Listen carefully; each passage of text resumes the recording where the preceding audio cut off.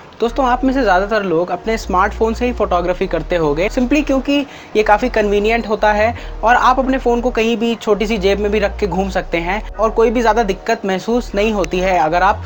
Casual photography करना चाहते हैं या कहीं आप ट्रैवल कर रहे हैं, तो भी स्मार्टफ़ोन से फ़ोटोग्राफ़ी करना एक बहुत ही ईज़ी और कन्वीनियंट ऑप्शन होता है। लेकिन कई लोग मुझसे भी कहते हैं कि यार, स्मार्टफ़ोन का कैमरा चाहे जितना भी अच्छा हो जाए, लेकिन वो बहुत क्रिएटिव शॉट्स जो हम DSLR से लेते हैं या किसी भी और प्रोफेशनल कैमरे से ले सकते हैं, वो फैसिलिटी आज भी स्मार्टफ़ोन के कैमराज़ में अवेलेबल नहीं है। और स्पेशली अगर हम नाइट फ़ोटोग्राफ़ी की बात करें तो ज़्यादा कुछ ऑफ़र करने के लिए स्मार्टफ़ोन्स के पास नहीं है। लेकिन दोस्तों, आज मैं आपको स्मार्टफ़ोन से ऐसे क्रिएटिव शॉट्स लेना सिखाऊंगा जो कि देखने में बहुत ही अच्छे लगते हैं और इस तरीके के शॉट्स को आपने ज़रूर से इंटरनेट पर देखा होगा। और वो शॉट्स हैं कुछ ऐसे। अब देखने में तो ये शॉट्स काफ़ी इंटरेस्टिंग, काफ़ी अच्छे और काफ़ी कॉम्प्लिकेटेड भी लगते हैं एट द सेम टाइम, लेकिन इस तरीके के शॉट्स को लेना सबसे ज़्यादा आसान है और इसे आप सीधे अपने स्मार्टफ़ोन से ही ले सकते हैं। तो वीडियो शुरू करने से पहले अगर आपको ऐसी वीडियोस पसंद आती हैं तो मेक श्योर कि आप ये चैनल ज़रूर से सब्सक्राइब कर लें, क्योंकि मैं ऐसी ही इंटरेस्टिंग वीडियोस लाता रहता हूँ। तो हे गाइस, मेरा नाम है अभिषेक, आप देख रहे हैं take to the core. Video को शुरू करते हैं, लेट्स गेट स्टार्टेड।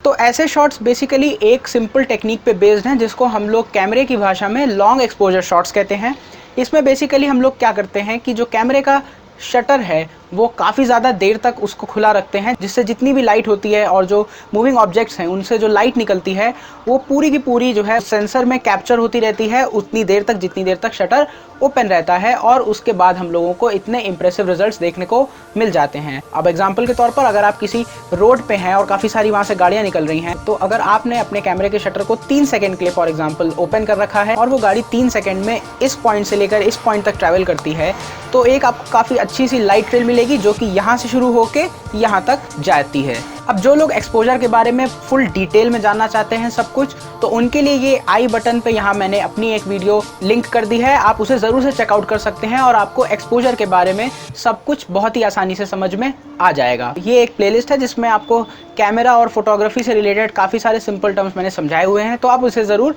देख सकते हैं। तो लॉन्ग एक्सपोजर शॉट्स में बेसिकली जैसे मैंने आपको पहले बताया कि इसमें हम लोग शटर स्पीड को ही कंट्रोल करके कितनी लाइट एंटर कर रही है उसे हम लोग कैप्चर करेंगे और उसके बाद हम लोगों को ऐसे इंटरेस्टिंग शॉट्स देखने को मिल जाएंगे। अब आप ये लाइट पेंटिंग शॉट्स इस तरीके से आराम से ले सकते हैं।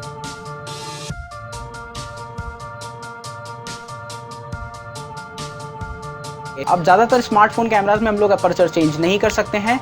और उसके बाद जो लाइट को कंट्रोल करने की चीज़ें बचती हैं वो है एक शटर स्पीड और दूसरा है ISO। तो बेसिकली हम लोग लॉन्ग एक्सपोजर शॉट्स के लिए इन्हीं दोनों में से खेलेंगे और इस पर्टिकुलर टेक्निक के लिए हम लोग शटर स्पीड से ऐसे शॉट्स कैप्चर करेंगे। तो दोस्तों, लॉन्ग एक्सपोजर शॉट्स के लिए आपके फ़ोन में एक चीज़ का होना बहुत ज़रूरी है जिसको हम लोग मैनुअल मोड या प्रो मोड कहते हैं। अगर आपके फ़ोन में बाय डिफ़ॉल्ट यानी कि जो स्टॉक कैमरा ऐप है उसमें ये मैनुअल मोड या प्रो मोड अवेलेबल है, तो आप ऐसे शॉट्स ज़रूर से ले सकते हैं। वैसे ज़्यादातर फ़ोन्स जो आजकल के आते हैं उन सभी फ़ोन्स में एक मैनुअल मोड या प्रो मोड ज़रूर से होता है। अगर इन केस आपके फ़ोन में ऐसे मैनुअल मोड अवेलेबल नहीं है तो आप थर्ड पार्टी ऐप्स डाउनलोड कर सकते हैं, जिनके लिंक्स मैं डिस्क्रिप्शन में डाल दूंगा, तो आप उसको वहाँ से डाउनलोड कर सकते हैं। हाँ, लेकिन ये जो कुछ ऐप्स हैं ये आपकी क्वालिटी को काफ़ी गिरा देती हैं। कुछ ऐप्स होती हैं जो रिजोल्यूशन को कम कर देती हैं, तो इसीलिए मैं यही रिकमेंड करूँगा कि अगर आपके फ़ोन में मैनुअल मोड पहले से ही है स्टॉक कैमरा ऐप में, तो आप उसी को यूज़ करें, आपको कोई और थर्ड पार्टी ऐप यूज़ करने की ज़रूरत नहीं है। मैंने यहाँ Realme 3 फ़ोन यूज़ किया है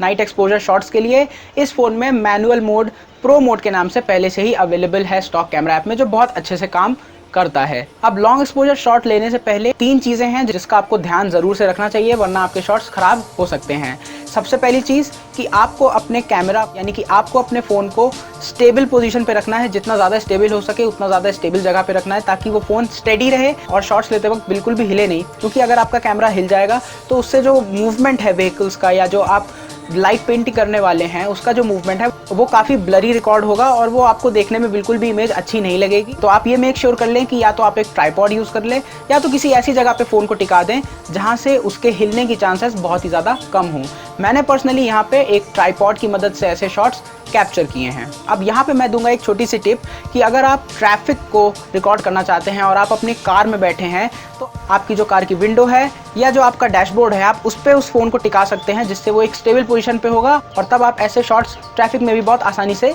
अच्छे से ले सकते हैं। दोस्तों, अब जो दूसरी सबसे ज़्यादा इंपॉर्टेंट चीज़ आपको ध्यान में रखनी चाहिए वो ये है कि जो आपके कैमरे का ISO वैल्यू है उसको आपको जितना कम हो सके उतना कम रखना है, यानी कि आपको ISO मिनिमम वैल्यू पे सेट कर देना है। जैसे मैं जो फ़ोन यूज़ कर रहा हूँ उसमें मैं मैनुअली 100 ISO तक मिनिमम ले जा सकता हूँ, तो इसीलिए मैंने अपने फ़ोन के ISO को 100 पे सेट कर दिया है। अगर आपके फ़ोन्स थोड़े हाई एंड हैं तो उसमें 20 से लेकर 50 तक का भी ISO आप सेट कर सकते हैं। तो आपको ISO सबसे ज़्यादा मिनिमम इसलिए सेट करना है क्योंकि ISO से लाइट सेंसिटिविटी बढ़ जाती है आपके सेंसर की, जिससे और ज़्यादा लाइट एंटर करने लग जाती है। और साथ ही साथ आपने शटर को भी लॉन्ग ओपन कर रखा हुआ है, उससे ऑलरेडी नेचुरल लाइट काफ़ी ज़्यादा एंटर करेगी। तो ओवरऑल आप अगर ISO को कम नहीं रखेंगे और शटर स्पीड को काफ़ी स्लो रखेंगे तो आपको बहुत ही गंदे शॉट्स देखने को मिलेंगे, कुछ ऐसे। अब आप देख सकते हैं कि ये जो शॉट्स हैं ये बहुत ही ज़्यादा ओवर एक्सपोज हो चुके हैं, इसलिए ये बिल्कुल भी अच्छे नहीं लग रहे हैं। तो इसीलिए मेक श्योर कि आप ISO मिनिमम वैल्यू पे रखें। और जो आखिर में तीसरी चीज़ है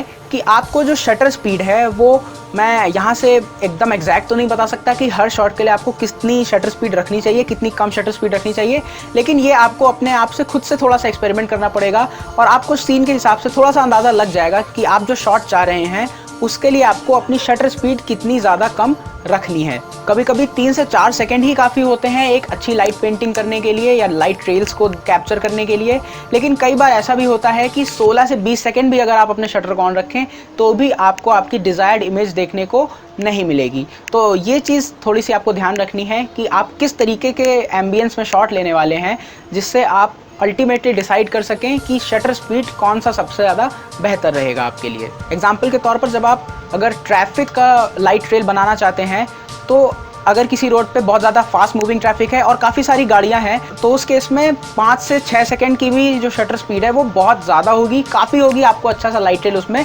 मिल जाएगा। लेकिन अगर आप किसी ऐसी रोड पे हैं जहाँ पे ज़्यादा ट्रैफिक नहीं है और जो गाड़ियाँ हैं वो उतनी तेज़ी से मूव नहीं भी कर रही हैं तो आपको अपने शटर को 20 से 25 सेकंड तक भी ओपन करके रखना पड़ सकता है, तभी आपको अच्छे शॉट्स देखने को मिलेंगे। तो ये मैं आपको यही कहूँगा कि आप काफ़ी एक्सपेरिमेंट करिए और फिर उससे अंदाज़ा लग जाएगा आपको और आप तब डिसाइड आसानी से कर सकते हैं कि कितनी शटर स्पीड आपके डिज़ायर्ड शॉट के लिए अच्छी रहेगी। मैंने यहाँ पे ज़्यादातर शॉट्स के लिए